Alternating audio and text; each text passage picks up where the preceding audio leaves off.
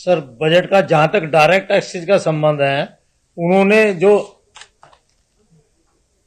उसमें 1961 का जो हमारा एक्ट है उसकी कहा है, इन्होंने समीक्षा करेंगे 6 महीने में।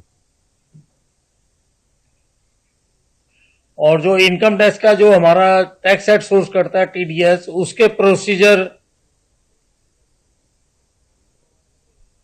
सरलीकरण करने का इन्होंने प्रपोजल रखा है। जो टीडीएस ई कॉमर्स ऑपरेटर्स हैं, वो जो पहले 1% काटते थे, उसको घटाकर 0.1% कर दिया गया है जी। और जो लॉन्ग टर्म कैपिटल गेन है हमारा, जो 10% होता था जी, उसको बढ़ाकर 12.5% कर दिया गया। और एक और जो हमारी डिस्प्यूटेड जो इनकम टैक्स में मैटर्स हैं, उसके लिए विश्वास 2024 की एक स्कीम लाने की प्रपोजल है। और फॉरेन कंपनीज का जो टैक्स है, वो जो 40% लगता था पहले, उसको कम कर 35% कर दिया गया है। और जो हमारा न्यू टैक्स रिजीम है, उसके अंडर जो हमारी स्टैंडर्ड डिडक्शन पहले 50,000 मिलती थी, उसको बढ़ाकर 75,000 कर दिया गया है। और जो फैमिली पेंशन वालों को जो रिबेट पहले 15,000 मिलता था,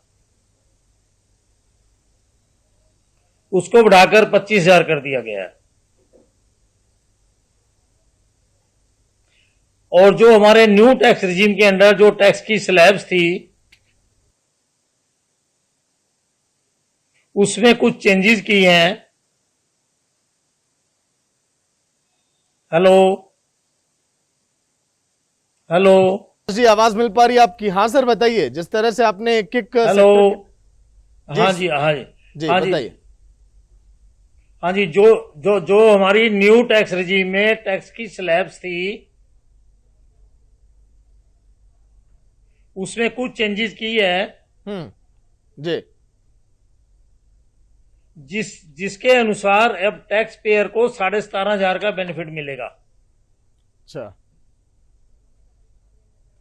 और जो हमारी पार्टनरशिप फर्म्स में से जो पार्टनर को सैलरी मिलती थी, उसके में उस अमाउंट में से भी जो फर्म है उसको 10% टीडीएस काटना पड़ेगा।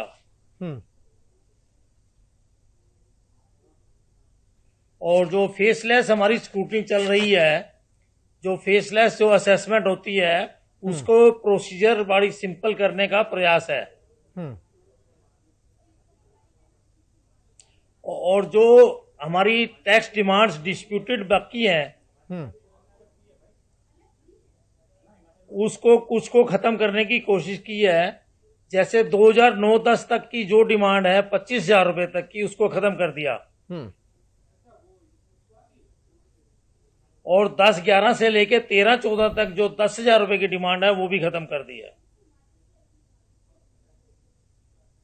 ये सब है जी इनकम टैक्स से रिलेटेड, और बहुत ज्यादा चेंजेस नहीं है इनकम टैक्स। लेकिन सर, एमएससीसी में जिस तरह से 2 लाख के निवेश पर 32,000 का ब्याज अब मिलेगा, इससे एक बड़ा फायदा लोगों को हो सकता है निवेश करने पर। सर एमएसएमई में इंटरेस्ट रेट में कुछ छूट दी है उन्होंने, जो चार्जेस लेते थे।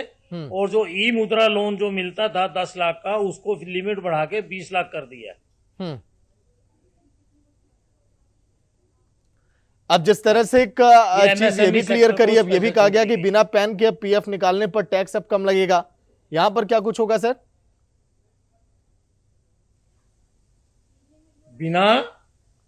बिना पैन के पीएफ निकालने पर टैक्स अब कम लगेगा जी।